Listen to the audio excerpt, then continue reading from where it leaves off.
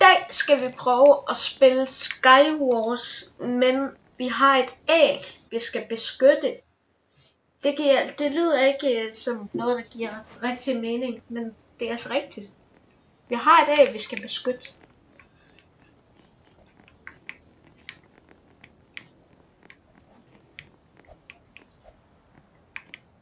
Det er lidt ligesom Bed Wars. Vi har et æg, vi skal beskytte, og så hvis vi beskytter det æg, så overlever vi. Vent lidt, hvad? Nej, vi har ikke noget æg. Jeg troede, vi havde et æg.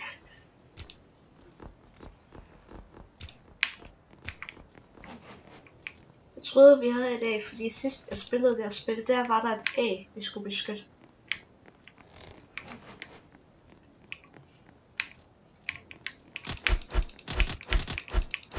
Og så, ja, god kiste her. Jernhjelm. Vi går herud.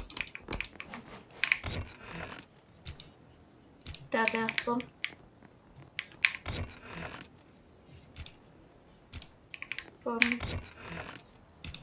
Bum. Er det her diamanter, eller hvad er det? Jeg ved ikke.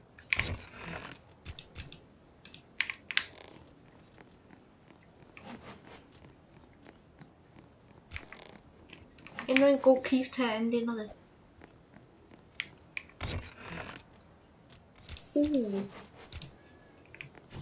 Hvad er det her? En potion af en art, ligner det. Fuld jern giver nu. En rigtig god kiste her. Bum. Endnu en rigtig god kiste. Bum.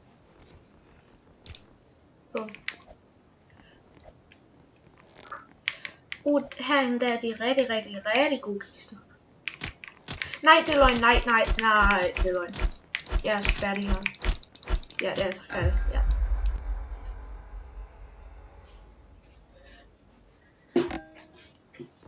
Det var ikke så godt. Det der, at jeg lige døde så.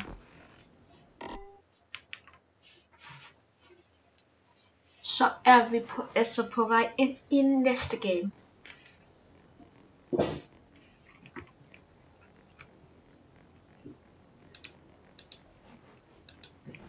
Hvordan har folk kapper og alt muligt? Fordi de er level 40 eller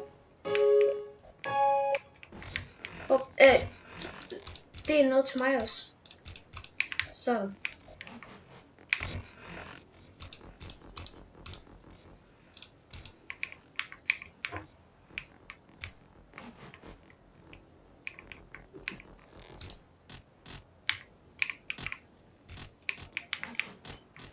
Nej. Jeg tror vi dør her. Er det min teammate, der blokker så højt op der, eller hvad sker? Jeg går ind. Deltager. Det er min teammate. Okay. Jeg fik en. Det er nice.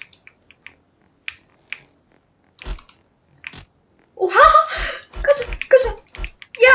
Fik ham. Bum, så er det ud med dig. Ja!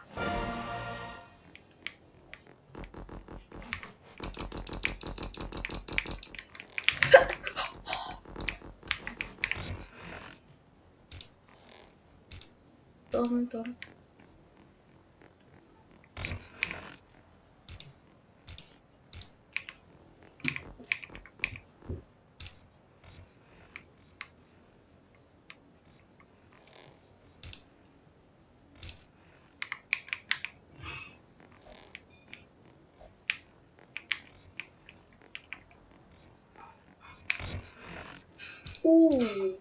Lækkert. Guldøkse, 2 emeralder, tror jeg det.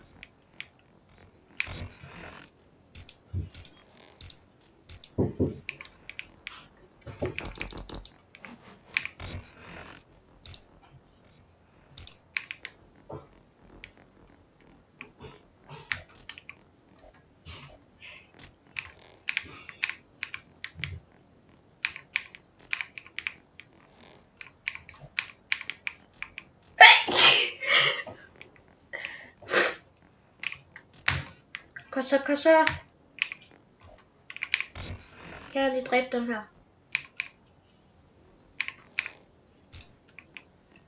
Lige se, jeg kan dræbe den her. Nej, de har netherite og alt muligt. Altså, hvad sker der for det? Altså, hvad sker der for det der? De har allerede netherite. Hvordan har de allerede netherite?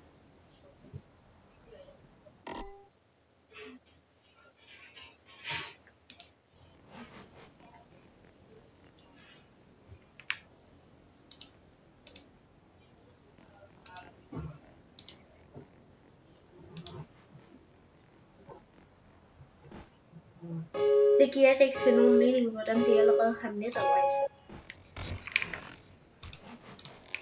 Hallo, han giver mig ingenting. Sådan. Så er det bare at blokke sig ud. Bum. Så bare tage de her til. Så er det bare at blokke sig endnu mere ud, når man lige har fået den her. Sådan. Det er løgn. Jeg er allerede død. Hvordan? Sådan her synes, hvordan er jeg allerede død?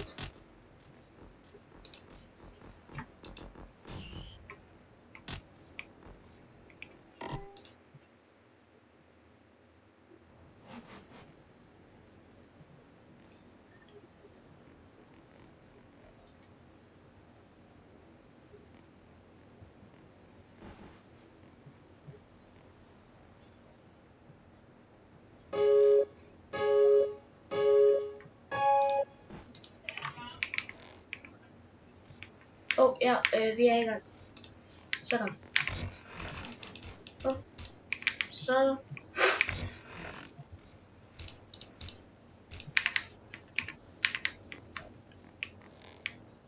Okay, jeg skulle lige til at sige, om jeg var alene, men det var jeg ikke. Fandt jeg så ud af der.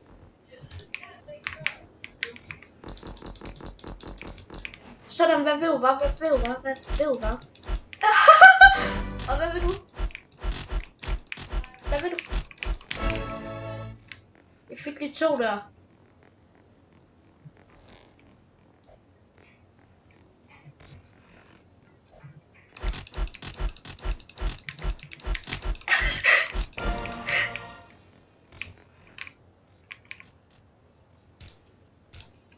Nå, da du glemte vist lige at tage den bue der, hva'? Men ham der, han havde et sværd. Hvordan havde han det?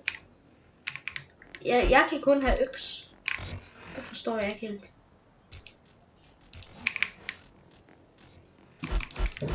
Okay, det var min teammate. Min teammate har et diamond-sværd. Hvordan har han det?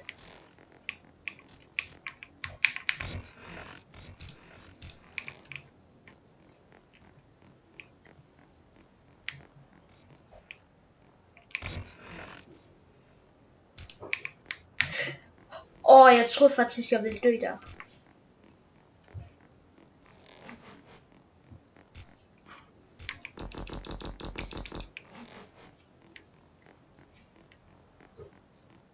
Kan vi lige tage dig ud her? Bum. Sådan. Jeg tror faktisk næsten, vi har vundet.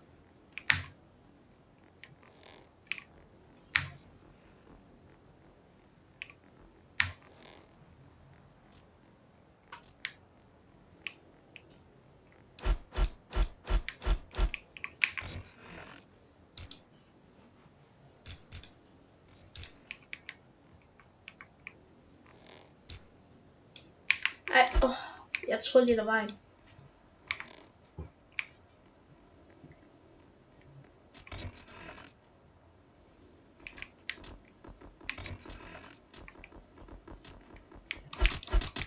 Nej, han er netherite. Han er netherite.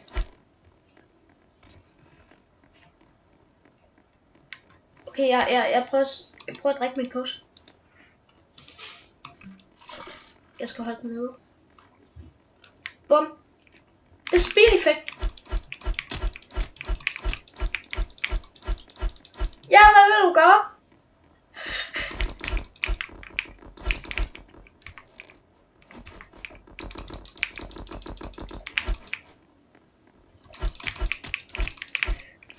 Ham der, han skal dø. Ja!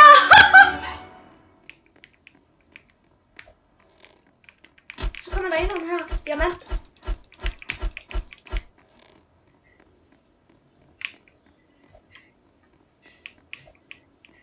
Okay, han er bange. Det kan jeg da godt lide nu, for han er.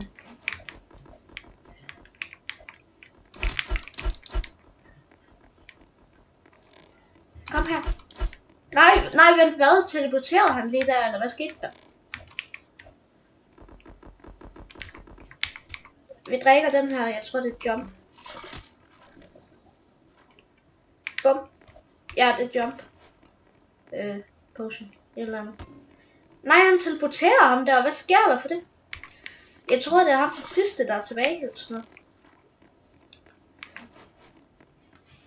Jeg drukker speed og jump. Jeg speed og jump nu.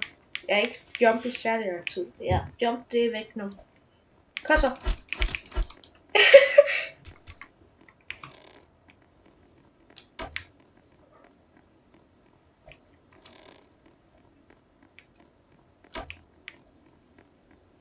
Jeg kan ikke ramme en dyt med den her bue her. Til gengæld har jeg mega mange pile til. Jeg vil gerne ramme dig.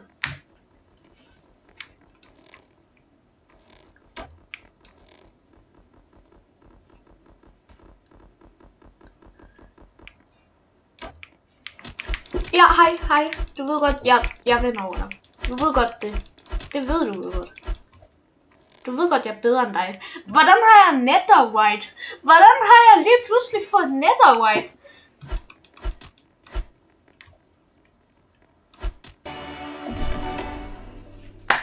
Vi vandt. Simpelthen.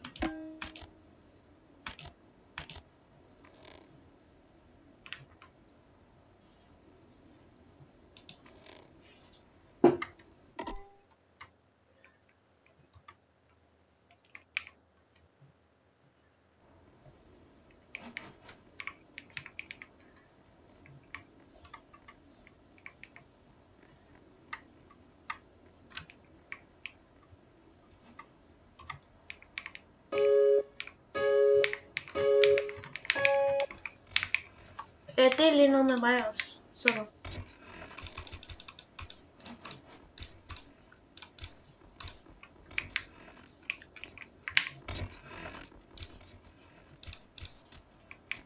Eller var det en hammer?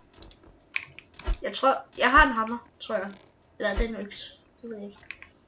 Jeg tror, det er en hammer, men jeg ved det ikke. Så vi lige ud og lægge noget her. Nej! Det er bare løgn!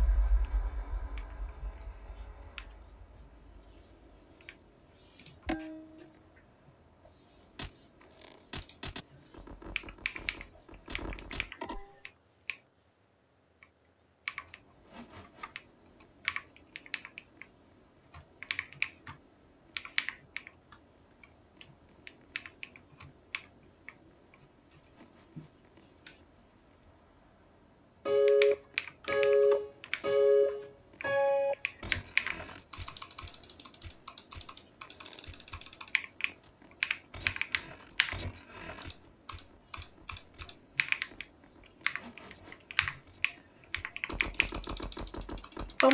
Sådan, hej med dig. Du dør. Sådan.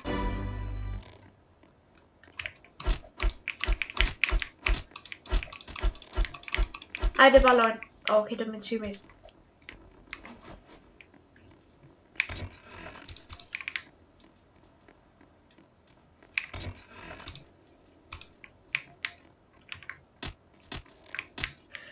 Nej. Jeg er død igen. Altså, hvad sker der?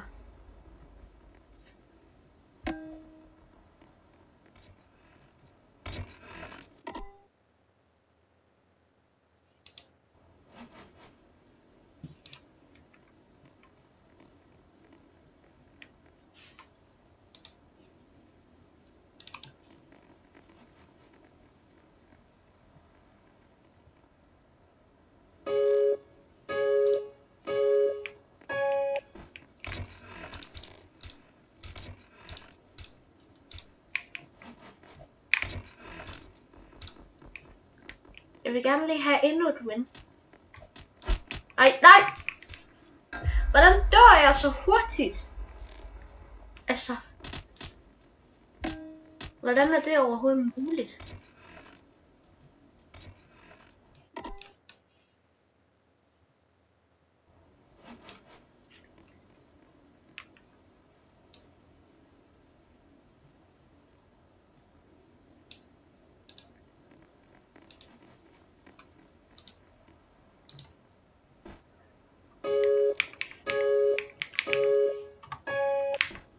Ja, sådan. Så er vi inde igen. Nummer 100 game eller sådan noget. Nej, det er bare løgn. Jeg dør igen nu, tror jeg. Sådan helt seriøst. Hvad laver jeg? Så hopper. Jeg får stress. Som helt seriøst. Jeg mener det. Jeg får seriøst stress. Så mange gange jeg dør.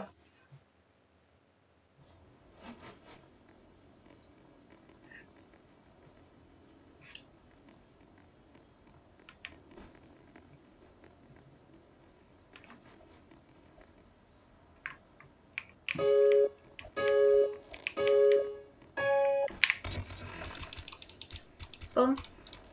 Sådan. Nu har vi lært. Nu skal vi ikke gå derind. Jeg ved ikke, hvorfor jeg bygger en bro så. Okay, min teammate, han er bare klar, mand. Altså, teammate er jo sikker på, at du ikke dør af det der. Altså. Ja, jeg tror, min teammate, han bliver død. Kan vi nakke dig? Du er fuld jerngear. Jeg har fuld lædergear. Vi nakkede dig simpelthen. Og vi har fået alt det gear. Ja, det er super fedt det der.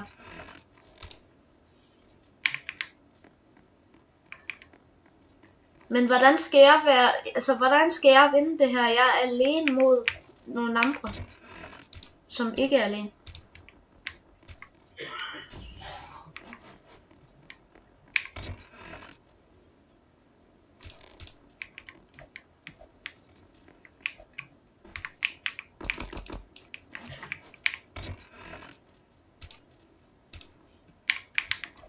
Altså, jeg tror ikke, jeg kan vinde det her.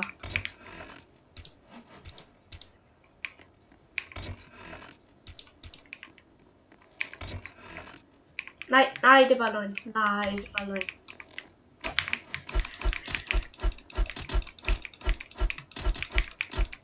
Ja, jeg dør nu. Ja.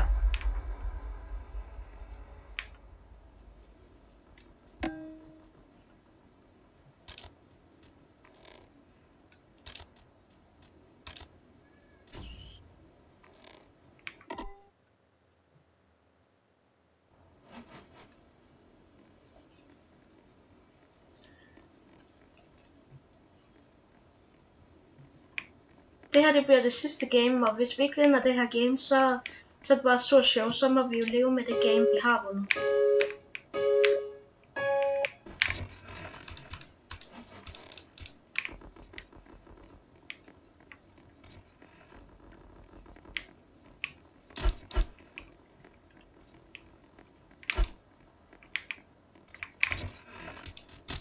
Nej!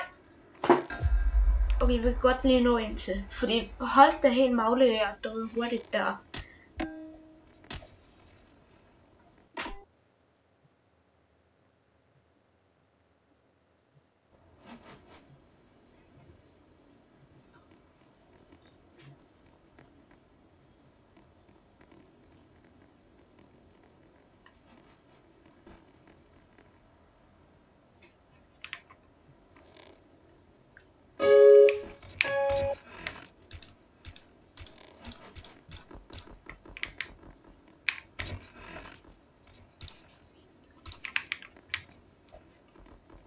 Jeg tror faktisk, min teammate her, han er god.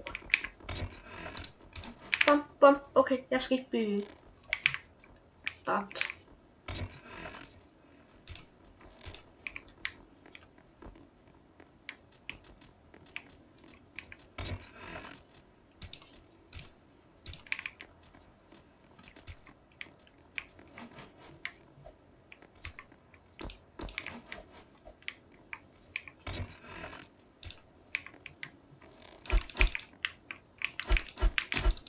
Nej. Ved du hvad? Nej. Ved du hvad? Nej.